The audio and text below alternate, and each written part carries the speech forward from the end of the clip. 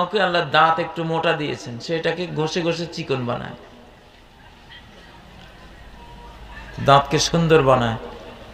তারপরে লানত, মোটা দাঁত মোটাই থাকবে।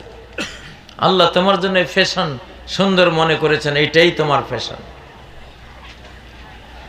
মোটা দাঁত চিকন করা। নবীজি বলছেন আল মুগায়্যিরাতে খালকাল্লাহ, এরা আল্লাহর সৃষ্টিকে তাগয়ীর করে দিল, চেঞ্জ করে দিল, বদলে দিল, এদের উপরে আল্লাহ লানত। আচ্ছা, মোটা একটা দাঁত চিকন করে ফেললে কি হলো? আল্লাহর সৃষ্টি কি হলো? চেঞ্জ হলো, পরিবর্তন হলো। এইটা লানতযোগ্য অপরাধ। এখন আধা কেজির মুরগি যে আমরা 5 কেজি বানাই ফেললাম, এটা কি?